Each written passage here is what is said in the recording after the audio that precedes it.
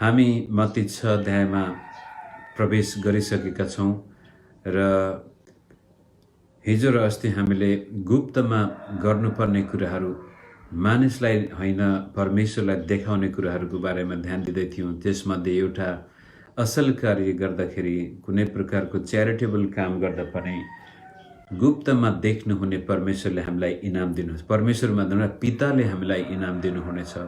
त्यस्तै किसिमले गुप्तमा गरिएको प्रार्थना पनि परमेश्वरले देख्नुहुन्छ, सुन्नुहुन्छ र इनाम दिनुहुन्छ। र त्यसै सिलसिलामा हामीले हेरेका थियौँ कि हामीले अन्य जातिहरू जसले परमेश्वर पितालाई चिनेका छैनन् उहाँहरू जस्तो त्यत्तिकै बरबराउने र बिलौना गर्ने नभएर विश्वासको प्रार्थना गर्नुपर्छ र लामा लामा शब्दहरू अथवा त्यही कुरो लामो समयसम्म नगर्नु भन्ने जस्तो कुरो हामीले हेरेका थियौँ। तर त्यो भन्ने बित्तिकै कतिपटक यो प्रार्थनालाई महत्त्व नदिने व्यक्तिहरूले के भन्छन् भनेदेखि हामीले लामो प्रार्थना गर्नु हुँदैन र लामो प्रार्थना मात्र नभएर पछि गएर कतिले चाहिँ यसरी पनि भन्छ हामीले प्रार्थनै गर्नु पर्दैन, परमेश्वर पितालाई सबै कुरा थाहा छ। हामीलाई प्रभु येशूले नै भन्नुभयो तिमीहरूले माग्नुभन्दा अगावै तिम्रा पितालाई थाहा छ भनेपछि हामीले माग्नुपर्ने आवश्यकता नै छैन भनेर धेरैले प्रार्थनालाई आफ्नो जीवनमा महत्त्व दिँदैनन्। तर प्रभुको वचन अथवा उत्पत्तिदेखि लिएर प्रकाशकै किताबमा तपाईँले हामीले पढ्यौँ भनेदेखि परमेश्वर यस्तो गजबको पिता हुनुहुन्छ जो कहिले पनि एकलौटी काम गर्न चाहनुहुन्न, उहाँ मानिस सँगसँगै काम गर्न चाहनुहुन्छ। सारा सृष्टि बडो सुन्दर प्रकारले प्रभुले बनाइसक्नु भएपछि आदमलाई त्यो दिनुभयो, तर त्यसपछि आदम सँगसँगै उहाँ त्यो बगैँचामा आउनुहुन्थ्यो भनिएको छ।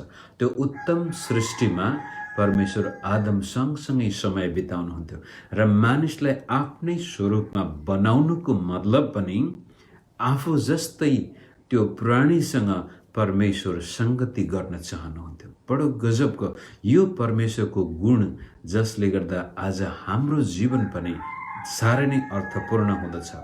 परमेश्वर जगतको सृष्टिकर्ता मानिससँग सङ्गत गर्न चाहनुहुन्छ भने त्यसै सन्दर्भमा प्रार्थना पनि यस्तो एउटा प्रभुले हामीलाई दिनुभएको मौका हो जुन मौकामा हामीसँग प्रभु त्यस्तो घनिष्ठ सम्बन्ध राख्न चाहनुहुन्छ।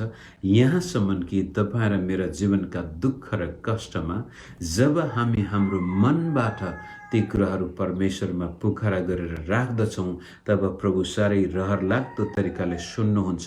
सुन्ने मात्र होइन कि त्यसपछि तपाईँ र मेरा प्रार्थना अनुसार हाम्रो जीवनमा काम पनि गर्न चाहनुहुन्छ। त्यसै कारण उहाँले जब तिमीहरू प्रार्थना गर्छौ पहिलो कुरो त ढोका थुन गोप्य ठाउँमा मानिसलाई देखाउने होइन, परमेश्वरलाई परमेश्वरसँग त्यो सङ्गत गर, उहाँसँग समय बिताऊ। त्यसपछि आज चाहिँ अब हामी त्यो गोप्य स्थानमा त्यो प्रभुसँग वान टु वान एकदमै घनिष्ठतामा कस्तो खालको प्रार्थना गर्ने, कसरी चाहिँ हामी परमेश्वरसँग समय बिताउने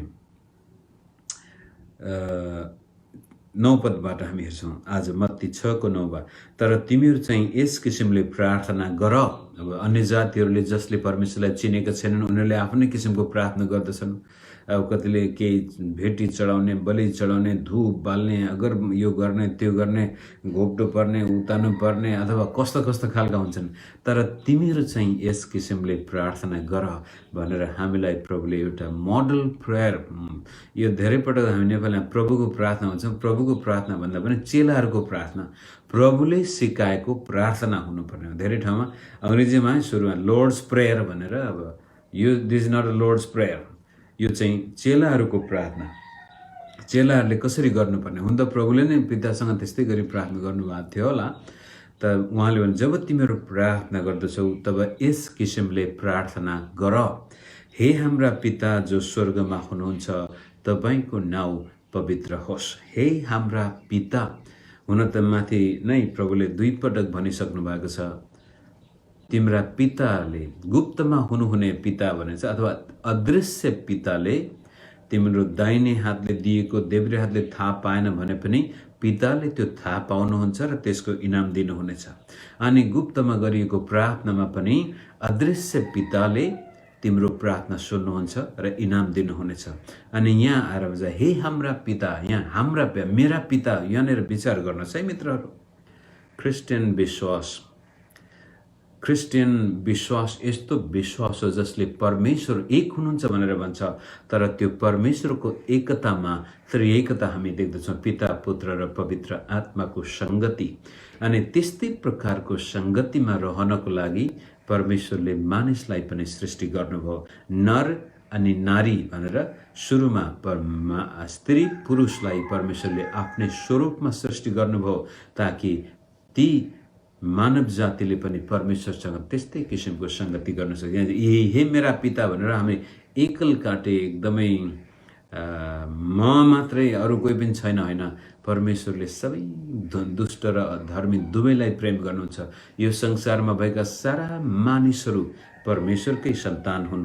उहाँकै अनुग्रहले आज बाँचेका छन्। उहाँले दुष्ट र धर्मी दुवैलाई सूर्य पनि त्यतिकै चम्काउनुहुन्छ, वर्षा पनि त्यतिकै लाग्छ। यो हावा पानी सबै प्राकृतिक आशिषहरू सबै परमेश्वरले आफ्नो त्यो महान अनुग्रहमा सबैलाई दिनुभएको छ। हो, त्यो प्राकृतिक आशिषलाई उपभोग गरिसकेपछि व्यक्तिगत उपभोग गर्न परमेश्वरको त्यो व्यक्तिगत सम्बन्धमा आएपछि पाइने आशिष मानिस चाहन्छ चाहँदैन, त्यो उसको इच्छाको कुरो हो। आदमलाई पनि प्रभुले सारा यावत थोक दिएको थियो, जीवनको रुख पनि दिएको थियो। चाहेको खण्डमा जीवनको रुखमा पनि उसले भाग लिन सक्थ्यो, तर मानिसले मृत्युको रुख नै छान्यो। त्यस्तै किसिमले आज संसारमा यी 7-8 अरब मानिसहरू नै परमेश्वरका सन्तान हुन्। हरेक धर्मावलम्बीका मानिसहरू परमेश्वरका सन्तान हुन्, तर त्यो जीवनको रुखतिर जाने नजाने इच्छा प्रभुले तिनीहरूको हातमा दिएको छ। त्यसकारण हाम्रा पिता जो स्वर्गमा हुनुहुन्छ, अब यो स्वर्गमा हुनुहुन्छ भन्ने बित्तिकै एकदमै टाढा जस्तो पनि लाग्न सक्छ कहिलेकाहीँ। त्यो टाढा नभएर परमेश्वर र मानिस बीचको भिन्नता देखाइँदैछ यहाँनिर। हे हाम्रा पिता जो स्वर्गमा हुनुहुन्छ, अर्थात् हामी यो भौतिक संसारमा बाँचेका प्राणी हौँ भने परमेश्वरको अस्तित्व, परमेश्वरको चरित्र, परमेश्वरको प्राण भनौँ न, अब प्राण त सुहाउँछ कि सुहाउँदैन, तरै पनि उहाँको बिइङ चाहिँ हामीभन्दा बेग्लै छ। परमेश्वर, अब हाम्रो विश्वास अनुसार परापूर्व कालदेखि नै हामी के विश्वास गर्दै, भगवान्, ईश्वर, देवता सबै यहीँ छ, म पनि देवता, तपाईँ पनि देवता, यो सबै चिजहरू यहीँ छ, प्रकृति नै ईश्वर भनेर हामी भन्दछौँ। तर बाइबलले बडो गजबले हामीलाई परमेश्वर प्रकृति हुनुहुन्न, परमेश्वर यो सृष्टिभन्दा बेग्लै हुनुहुन्छ। हामी सृष्टि हौँ, हामी सृष्टिको नियम कानुनमा बाँचिरहेछौँ, तर परमेश्वर सृष्टि र समयभन्दा बाहिर हुनुहुन्छ। त्यसै कारण हे हाम्रा पिता जो स्वर्गमा हुनुहुन्छ, जो अति वैभवशाली, जो हाम्रो दिमागले भ्याउनै सक्दैन, परमेश्वरलाई हामीले कहिले पनि आफ्नो यो सानो मगजले पूर्ण रूपले जान्नै सक्ने छैनौँ। तरै पनि येशू ख्रीष्टले त्यो कहिल्यै चिन्न नसकिने परमेश्वरलाई हाम्रो पिताको रूपमा प्रस्तुत गर्नुभएको छ। योभन्दा अगाडि मानिसहरूले यो सृष्टिकर्तालाई अथवा जेसुकै भन्नुहोस् तपाईँले पिता भनेर पुकारा गरेको देखिँदैन।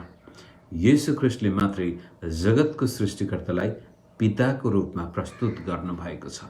यहुदीहरूले पनि यस्तो गर्दैनथे, विश्वास गर्दैनथे। परमेश्वर भनेपछि एकदम डरलाग्दो, उहाँको नाउँ नै उच्चारण गर्न नसकिने। त्यसै कारण याहवे परमेश्वर भन्दाखेरि यहुदीहरूले कहिले पनि याहवे भनेर भन्दैनथे। म हुँ जो म हुँ भनेर मोसालाई प्रभुले आफ्नो नाम देखाउनु भयो। त्यो नाम यति पवित्र, उच्च कि त्यो नाम उच्चारण गर्नुको सट्टामा प्रभु भन्ने शब्द प्रयोग गरेका थिए, अडोनाई भन्ने शब्द प्रयोग गरेका थिए। त्यसै कारण यहाँनिर प्रभुले हे हाम्रा पिता, हाम्रा बुवा, जसले हाम्रो सारा अवस्था आवश्यकताहरू जान्नुहुन्छ, तपाईँको नाउँ पवित्र गरियोस्, त्यो नाउँ उच्च होस्, त्यो नाउँको इज्जत होस्, त्यो नाउँको सम्मान होस्। परमेश्वरको नाउँको पवित्रता। अथवा जब तपाईँ र म प्रार्थना गर्न आफ्नो गोप्य स्थानमा जान्छौँ, परमेश्वरसँग समय बिताउँछौँ, त्यति बेलामा हामीले परमेश्वरको नाउँलाई विचार गर्नु पर्यो। मेरो जीवनशैलीबाट, मेरो जीवनबाट, मेरो कार्यशैलीबाट के मैले त्यो महान नाउँको महिमा गरेको छु, त्यो नाउँको इज्जत गरेको छु, मैले सम्मान गरेको छु, त्यो नाउँलाई पवित्र तुल्याएको छु, अथवा त्यो नाउँको बदनाम म गर्दैछु। मेरो कारण ख्रीष्ट येशूको नाउँ उचालिएको छ अथवा घृणित भएको छ। त्यो प्रार्थना गर्दाखेरि परमेश्वरको नाउँको महिमा, जय जयकार, स्तुति, प्रशंसा, त्यो नाउँलाई तपाईँ र मैले त्यस्तो प्रकारले माया, ममता, इज्जत, त्यो नाउँलाई यति महँगो ठान्नु पर्यो कि त्यसको लागि आफ्नो सम्पूर्ण जीवन दिन तयार हुन सक्नु। त्यस्तो किसिमको त्यो पिता जो हामीभन्दा बेग्लै हुनुहुन्छ, सृष्टिभन्दा बेग्लै हुनुहुन्छ, र पनि उहाँले सृष्टिमा आफैलाई हाम्रो पिताको रूपमा ख्रीष्ट येशूमा प्रकाशित गर्नुभयो। र त्यो नाउँको इज्जतको लागि तपाईँ र म बाँच्नु पर्यो। प्रार्थना गर्दाखेरि तपाईँ र मैले पहिलो कुरो, हामी केही कुरो माग्दैछौँ, केही कुरो जीवनमा चाहन्छौँ भनेदेखि त्यसबाट परमेश्वरको नाउँको महिमा हुने हो या म आफ्नो नाउँको लागि त्यहाँ काम गर्दैछु। तपाईँ कसको नाउँको लागि आफ्नो जीवनमा परमेश्वरले त्यो कुरो गरेको देख्न चाहनुहुन्छ? जब कुनै कुरो माग्नुहुन्छ, तपाईँ प्रार्थनामा गएर केही कुरो माग्नुहुन्छ भने त्यो कुरो पाइसकेपछि तपाईँको जीवनमा कसको नाउँ उचालिने हो, कसको नाउँको जय जयकार हुने हो? तपाईँ आफैलाई हेर, म त यति धेरै प्रार्थना गर्ने, परमेश्वरले मेरो जीवनमा यति धेरै आशिष दियो, यति धेरै चङ्गाई दियो, यति धेरै कुराहरूमा प्रभुले मलाई मद्दत गर्यो भनेर अब आफ्नो आत्मिक प्रभाव देखाउने हो कि अथवा त्यो महान परमेश्वर पिता जसले तपाईँ र मेरो जीवनमा हामीले मागेका कुरा दिनुभयो त्यो नाउँलाई उचाल्नको लागि? त्यसै कारण प्रभुले जब हामी गोप्यमा जाँदाखेरि प्रभुको नाउँको प्रशंसा, प्रभुको नाउँको पवित्रता, पवित्र जीवन हाम्रो हुनु पर्यो, तब मात्रै यीशुको नाउँ पवित्र हुनेछ। म चाहिँ अपवित्र जीवन बिताउँदैछु भन्दैछु, तपाईँको नाउँ पवित्र होस्, त्यो चाहिँ ढोङ्गीपना भयो। तपाईँ र मेरो जीवनबाट परमेश्वरको नाउँ यदि पवित्र हुने हो भने तपाईँ र मेरो जीवन पनि पवित्र हुनुपर्छ। पवित्रता बिना कसैले परमेश्वरलाई देख्न सक्दैन भनेर हिब्रू 12:14 स्पष्ट भन्दछ। अनि यो पवित्रताको विषयमा हामीले प्रभुकै वचनबाट मत्ती 5 हेरिसकेका छौँ कि यो मानिससँगको सम्बन्धमा यसले माने राख्दछ। मानिस पवित्र हुने र अपवित्र हुने यो मानिससँग कस्तो सम्बन्ध छ? आफ्नो भाइलाई घृणा गर्ने मान्छे अपवित्र हो, उसभित्र तितोपना छ, तपाईँभित्र तितोपना छ, कसैसँग लग्ने स्वास्नी बीचमा तितोपना छ, साथीभाइहरूसँग तितोपना छ, गाउँ छिमेकमा छर छिमेकीहरूसँग तितोपना छ। कुनै व्यक्तिप्रति तपाईँ र मेरो हृदयमा घृणा छ भनेदेखि त्यसले हामीलाई अपवित्र बनाउँदैछ। अनि मानिससँग हामी अपवित्र सम्बन्ध कायम गरेका छौँ भने यसले हाम्रो परमेश्वरसँगको सम्बन्धमा पनि बाधा ल्याउँदैछ, किनभने पवित्रता बिना कसैले पनि परमेश्वरलाई देख्न सक्दैन। त म पवित्र जीवन बिताइरहेको छैन, खालि प्रभुको नाउँ पवित्र होस्, मण्डलीमा आएर पनि म बडो स्तुति प्रशंसा गर्छु, अनि बाइबल पनि पढ्छु होला, धेरै प्रार्थना पनि कोठामा घन्टौँ बिताउँछु होला, तर जीवन पवित्र छैन भनेदेखि हामी यीशुको नाउँलाई पवित्र तुल्याउन सक्दैनौँ।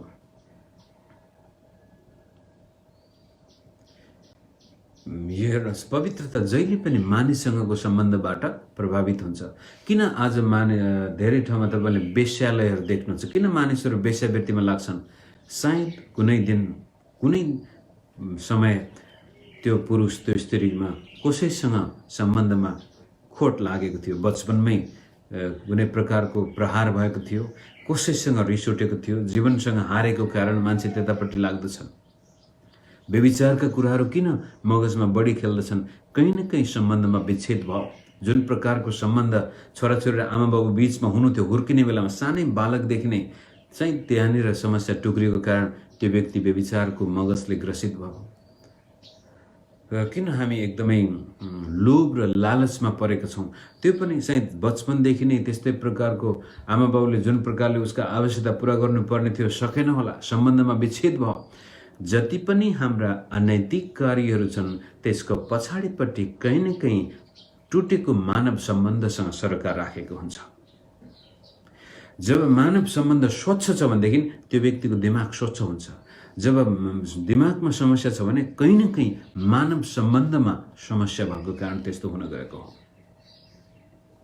किनभने मानिस यस्तो प्रकारले प्रभुले सिर्जना गर्नुभयो, परमेश्वरसँग पनि ठिक सम्बन्ध, मानिससँग पनि ठिक सम्बन्धको लागि हामी बनाइएका प्राणीहरू हौँ। र मानिससँगको सम्बन्धमा गडबडी आएपछि हाम्रो जीवन त्यसपछि विभिन्न प्रकारका अपवित्र कुराहरूतिर अग्रसर हुन्छ। हामी त्यसपछि अर्को कुरो उहाँले भन्नुभयो, तपाईको राज्य आओस्।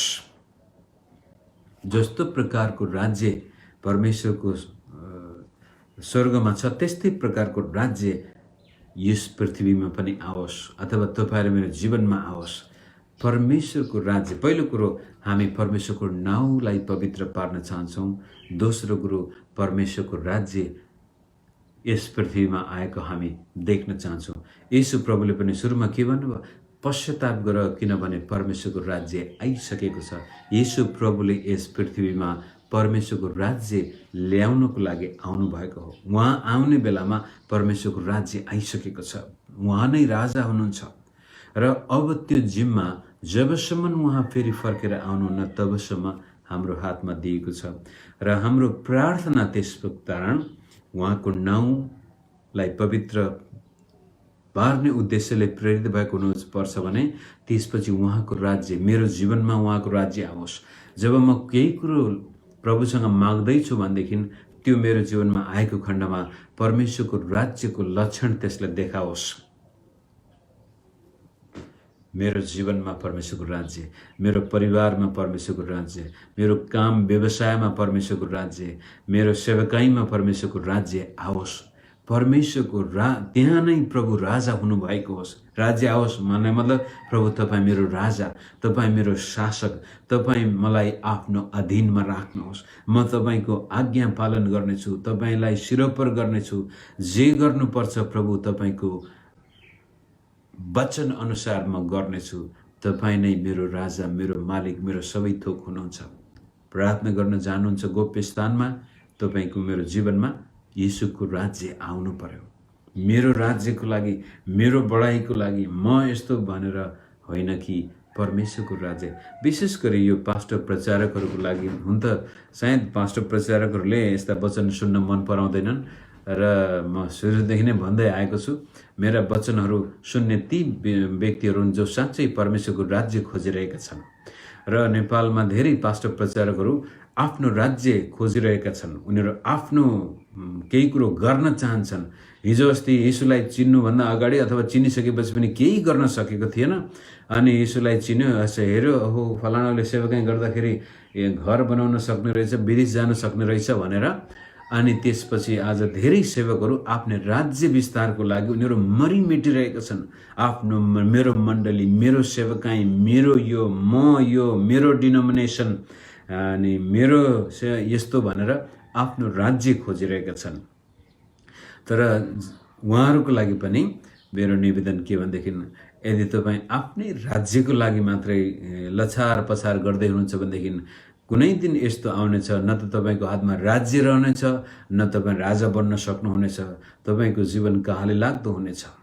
येशू ख्रीष्टको नाउँलाई प्रयोग गरेर, येशू ख्रीष्टको नाउँलाई माटोमा हालेर अनि आफ्नो राज्य तपाईँ बनाउने प्रयास गर्दै हुनुहुन्छ भनेदेखि त्यो एक तोडा पाएको व्यक्तिको जस्तो दुर्दशा तपाईँको जीवनमा हुन सक्छ।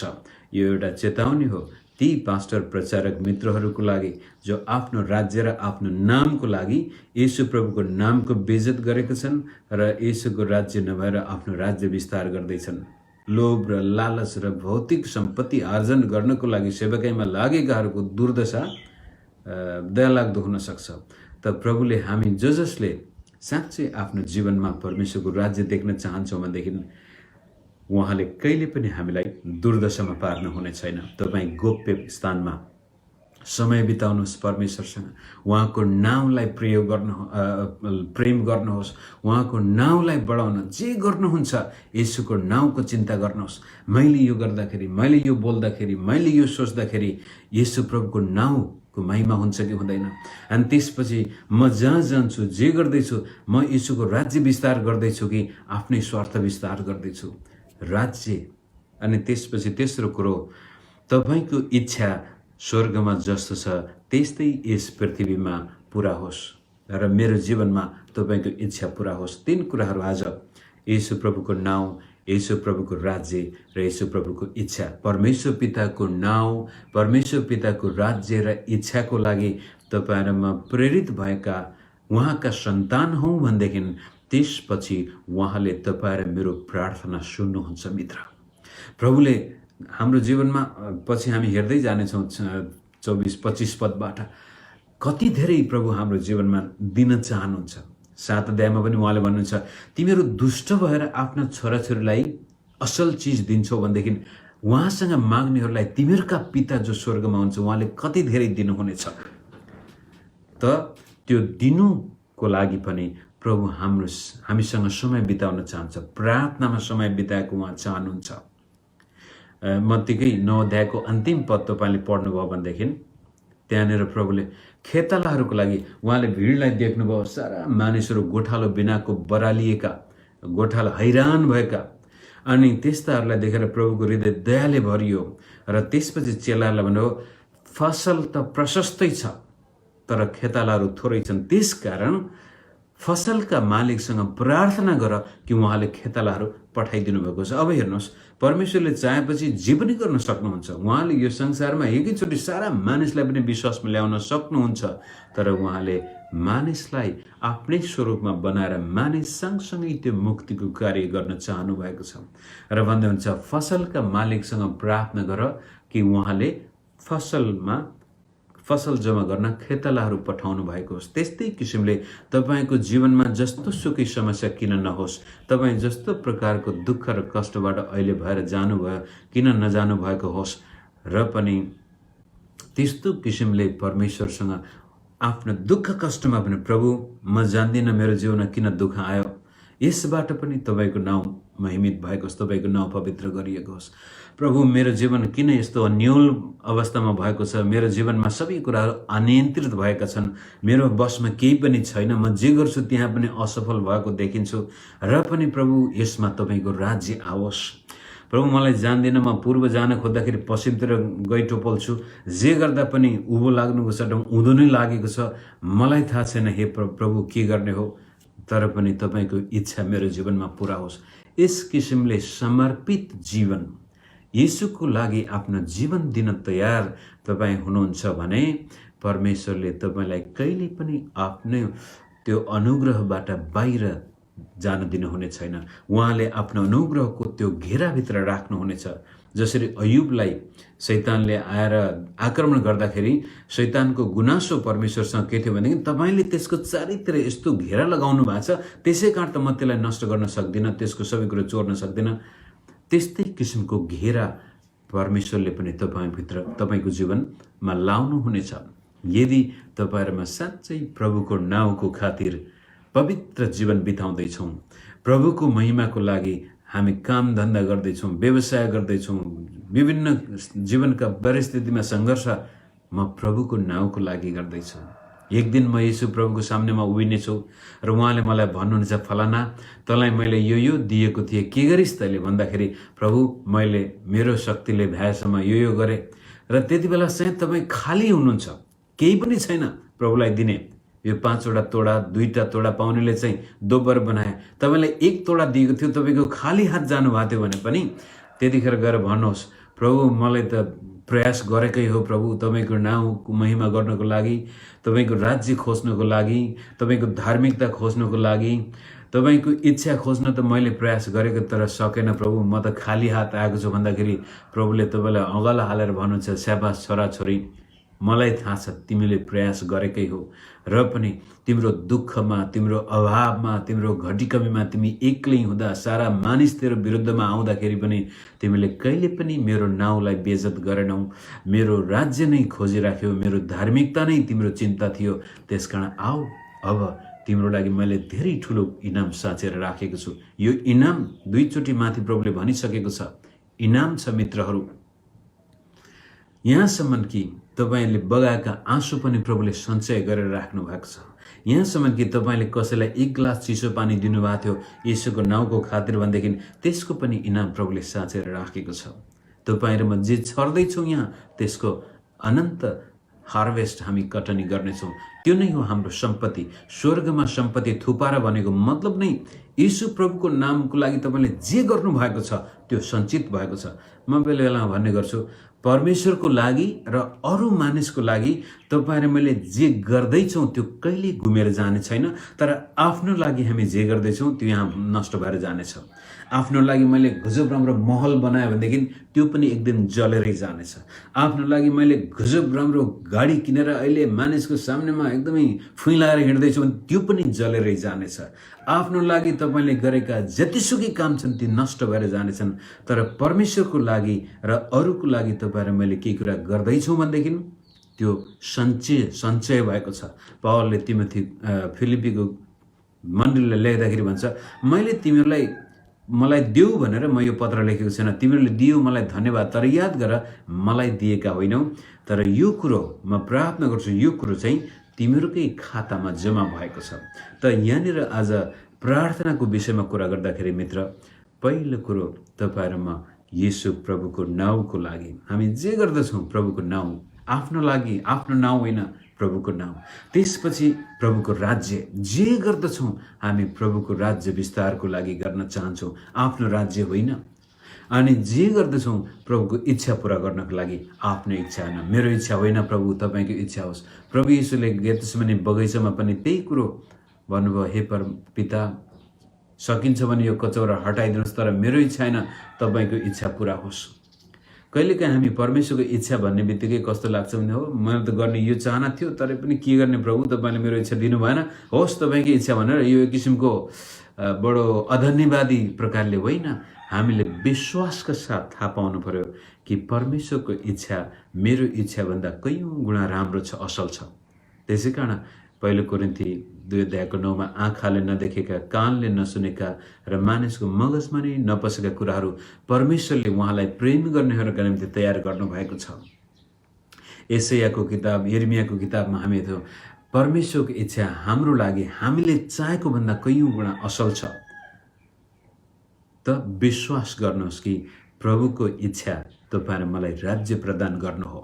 प्रभुको इच्छा तपाईँ र मलाई यस्तो नाम दिने इच्छा छ जो नाम अरू कसैले त्यो उच्चारणै गर्न सक्दैन। त्यस्तो नाम प्रभुले हामीलाई एकपटक पछि दिनुहुनेछ। र प्रभुको इच्छा तपाईँ र मलाई बाहिर जाँदा पनि आशिषित, भित्र आउँदा पनि आशिषित। प्रभुको इच्छा तपाईँ र मलाई यस संसारमा रहन्जेल पनि आफ्नो प्रशस्त मात्रामाको जीवन दिने इच्छा हो। तर कहिलेकाहीँ हामी आफ्नै मानवीय इच्छाको पछि लागेको कारण प्रभुको इच्छा बाट हामी वञ्चित भएका छौँ। उडन्ता पुत्रको कथाले पनि त्यही कुरो दिन्छ। त्यो कान्छो छोराले कहिल्यै प्रभुको इच्छा, पिताको इच्छा बुझेन अनि आफ्नै इच्छातिर लाग्यो र जीवन नारकीय भएको थियो। तर जब ऊ पिताको इच्छामा आउँदछ उसको जीवन कस्तो हराभरा भएको छ। तपाईँ र मेरो जीवन पनि प्रभुमा त्यस्तै किसिमले समर्पित जीवन बितायौँ। सारा जीवनका लक्ष्य र पक्षहरू, तपाईँको भविष्य, तपाईँको परिवार, तपाईँको काम, तपाईँको व्यवसाय, सबै कुराहरू प्रभुको हातमा छोडिदिनु भयो र विश्वासका साथ आएर गुप्तमा गएर भन्नुहुन्छ, पिता तपाईँको इच्छा पुरा होस्, पिता तपाईँको राज्य मेरो जीवनबाट आओस्, पिता तपाईँको नाउँ मेरो जीवनबाट पवित्र होस्।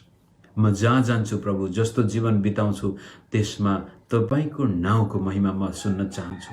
मानिसले भन्न सकुन् फलानुले चाहिँ जस्तो प्रकारले जीवन बिताउँछ त्यो राम्रो छ, मेरा शत्रुले पनि मेरो सामनेमा मेरो विरोध गरे पनि मेरो पिठी पछाडि भन्न सकुन् यो मान्छे वास्तवमा ठिकै हो भनेर। तपाईँको नाउँ उचालिएको होस्।